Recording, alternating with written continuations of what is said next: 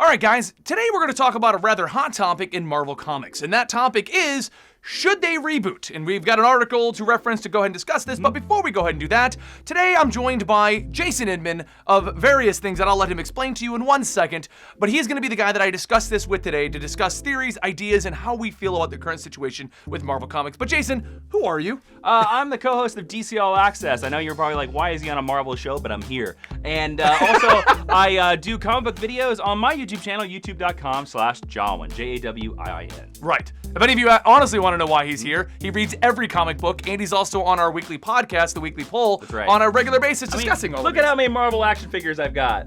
Look at this guy.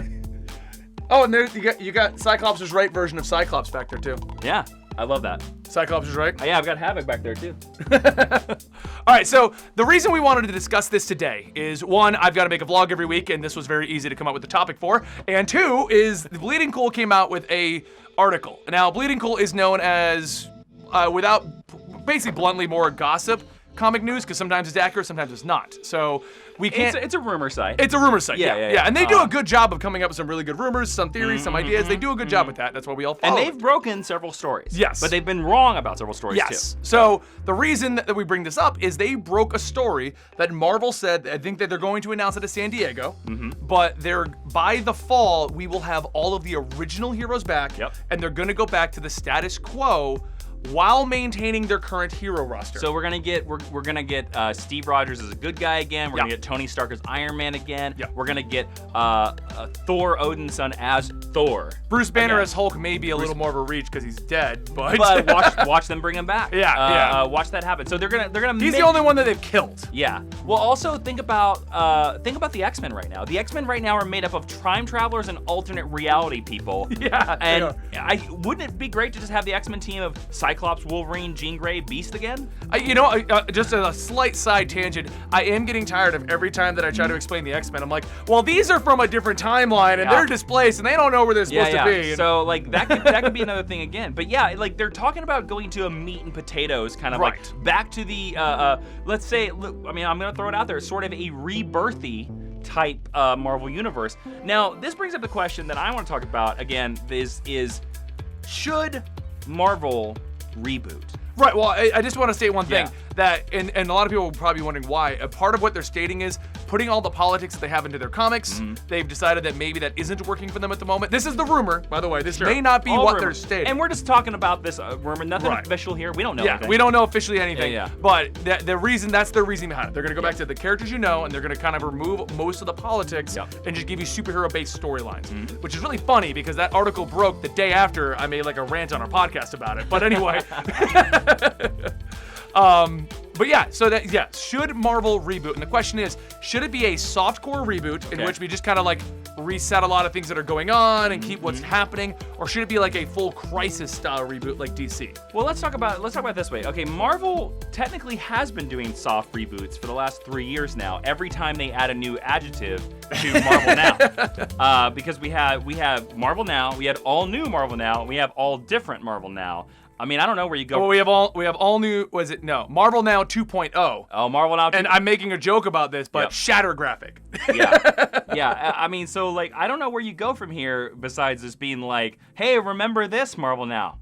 I mean, I don't. Well, the problem with Marvel is that they've been chasing the number ones. Yes. Which is like everyone knows. A new number one comes out. It doesn't matter if the comic is the worst thing ever. It will sell. Yeah. So Marvel has started to realize, hey, let's just make a whole bunch of number ones every year. Yeah. And most story arcs don't make it past like 6 to 10 issues because of that. Yeah, it's perfect. Right. But at the side, but people are getting tired of it. Yes, and I have several friends that work in comic book shops, and they have talked about that there is a problem now that people will come in and be like, hey, I want to read Spider-Man, and they'll like, oh, go over there and read Amazing Spider-Man Volume 1, and they'll go over to the shelf, and there's 3 Amazing Spider-Man Volume 1s, and they're like, but which one? Well, that's why they're coming out with a reading list order in April, because they even realized, hey, I think their example is Captain Marvel. Yes. Because she's got 4 Volume 1s or something like that right now. It's ridiculous. It's ridiculous. But okay, so they've sort of been doing the soft reboots. Now, I loved Marvel Now. I loved the first one. I did too. Really good. I thought it was a great idea. I thought it was really great. A lot of their titles were awesome. awesome, I thought. I thought it was a great compromise to not do a full Crisis-style reboot, not do a New 52,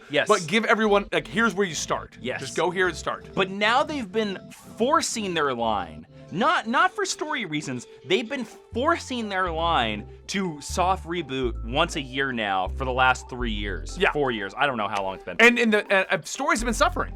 When Secret Wars hit, I want to say like 5 or 6 stories just got completely ended and started over. Yeah. One of my favorites was Doc Green, the Hulk storyline that was going on. Oh, yeah, just completely got left hanging, along with, I mean, I think Thor is the only one that I can think of that kept going, but... Thor, I think, is one of the only ones that's been able to consistently make it through.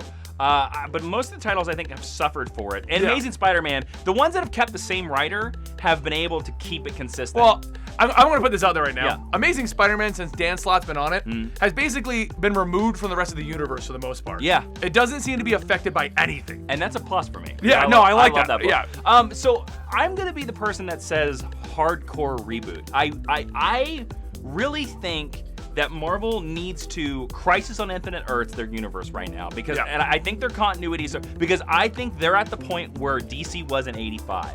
That stuff, there is so much continuity, there is whatever. I think they need to hardcore reboot, start at 0, introduce the new heroes in, give us a Man of Steel type miniseries for Captain America. Yeah. Give us a Batman Year 1 for Thor. Let us see what George Perez's Wonder Woman looks like in the X-Men universe.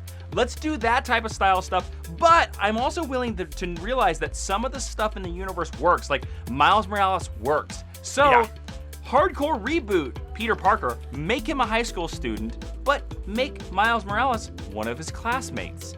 And then 2 years down the road, he can get his spider powers. I think you have to bring it back to, really, I think Marvel needs to bring it back to, if somebody sees that Spider-Man Homecoming movie, I think they need to be able to walk into that comic book shop and be able to read that comic book. And right now, I love Amazing Spider-Man, but you cannot hand Amazing Spider-Man to that kid, and that kid will not understand. No, and that's the biggest issue. I mean, as you can go ahead, you can debate up and down the DC extended universe and what they're doing with their movies. Sure. But when you watch that movie, you can go in and get that comic book. Yes. And that's it. You go Batman v Superman, you go into the store, there's a Batman book where he's dark and brooding. Yep. And at the time, there was a Superman book where he was dark and brooding. Yes. Yeah. There was. I mean, there's both. There's both. And that is an advantage of them just having done Rebirth, which was a soft reboot, by the way. But they were only like 16 issues away, or actually 12 issues away from a #1. Yeah. And the trades are there, and it's very accessible. Like, Rebirth is very accessible. All new, all different Marvel Now is not accessible at all. And that's the weirdest part about it, because we had Secret Wars, and everyone was like, oh, they're rebooting, we're officially getting a reboot. That's where I thought it was going to happen. Right, we all thought it was. It was going to be a fresh start. Everyone could jump into the comic books. You can introduce new heroes. You can bring in old heroes. You can do a great mix of everything. And instead, they just kept it going. And you're like, why? Because now half your stories don't even have endings. You're just... They basically ignored Marvel Now the first time to do Secret Wars, and a good chunk of the plots from Marvel Now just disappeared. Yeah. That was it. Yeah, they used it as a palate cleanser, when the way they were building up to it, it was like, no, this is your Crisis on Infinite Earths. Yeah. And you can tell they ended the world in 10 different books. Yeah, you can tell from reading that book too, that I guarantee you Jonathan Hickman's pitch for Secret Wars was, I want to do Marvel's version of Crisis on Infinite Earths. Yeah. That's exactly what it was. It was. And you could tell that they were aiming for that, because, and this is all theory and rumors, guys, but Jonathan Hickman left Marvel midway through Secret Wars. You could definitely be like, someone was like, no, we're not rebooting, and he was like, screw you. Yeah, he was like, I'm out. He was like, forget it, I'm done. Yeah, I think you're right, because I think we would have gotten some Jonathan Hickman books after that, if not for that. They probably ran into problems or something like that. But it's interesting. There are a lot of Marvel creators that in midway of their events, like, leave Marvel completely. Like, Matt Fraction, the same thing happened with Fear Itself. Yeah. Like, right after Fear Itself, he was like, I'm out. You know, and he was supposed to be writing like Inhumanity and stuff like that. I mean, the thing is, like, Marvel, I feel like, should have done their reboot at the end of Secret Wars. And not Fear Itself, Avengers vs. X-Men. I apologize. Oh yeah, that was a good one. I like it was Avengers vs. X-Men. Matt Fraction was, and he was like, I'm out. Yeah.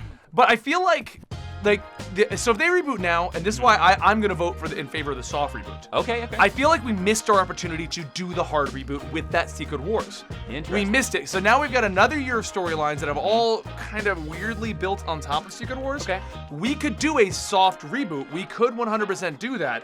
You could do another weird world-ending thing, or maybe Reed Richards comes back and just says, you know what? Starting from here, kind of a thing. Ooh, Reed Richards coming back and reprogramming. That's a great pitch and you could for a hard reboot. Well, yeah, we could do a hard reboot with Yeah. that, but we could also do it as a soft reboot kind of a thing. Sure. You know, and everyone just comes back to status quo. All the superheroes come back. You do some event where the kids go forward and they discover, like, look, we are inexperienced. We are too new at this job. We can't beat, let's just say, a nihilist. I'm just throwing a guy that I know can destroy the planet.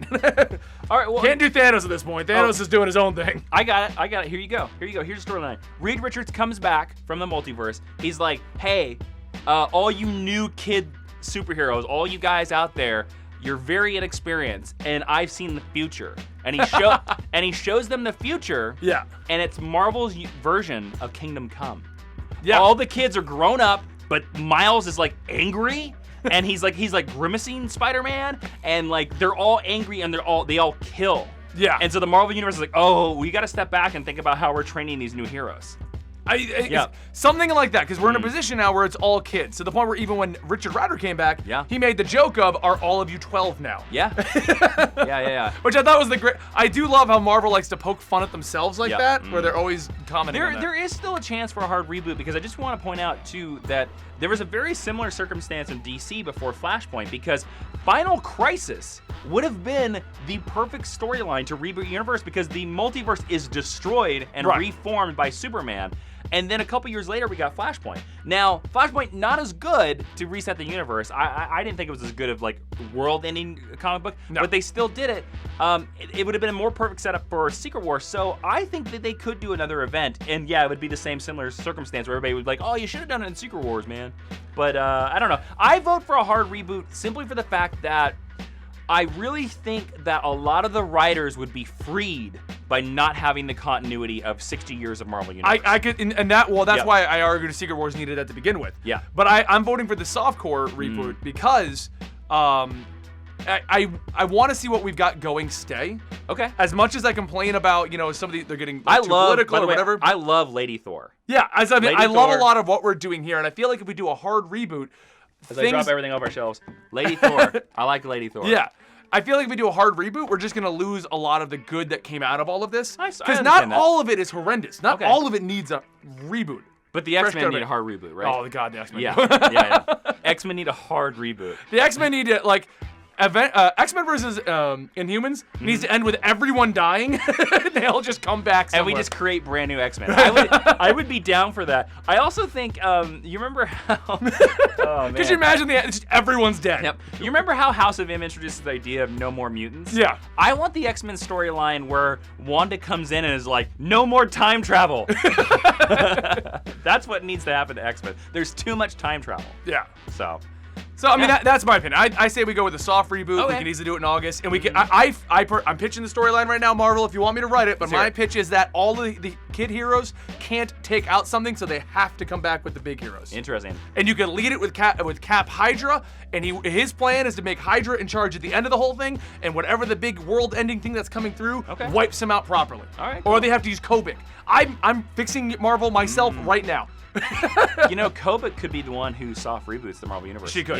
Instantly. Yeah. Instantly. I think Kobik's something we both forgot about until I just mentioned her. Yeah, we did.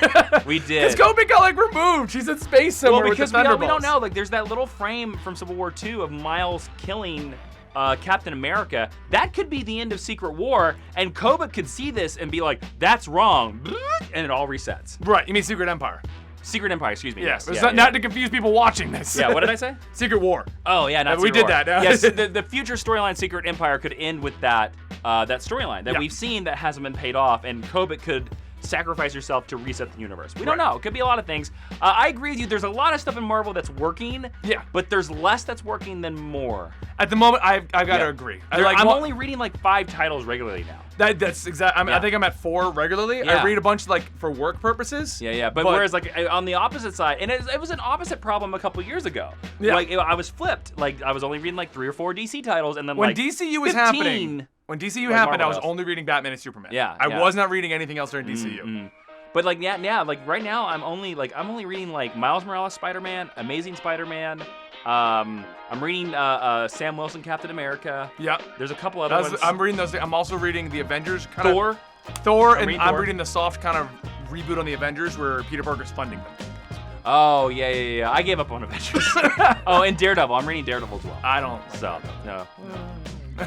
So there you go. All right. What are our thoughts? Yeah, no, so let me know in the comments down below, guys. What do you think? Do you think they need a soft reboot like I was mentioning, or do you want to have a hardcore crisis reboot like Jason was mentioning? Hardcore reboot. But since we're at the end of the video, thank you for joining me today, Jason. Thanks for having me, Anybody man. who jumped in midway on a video on YouTube, which is not how this works, Nope. where can they find you?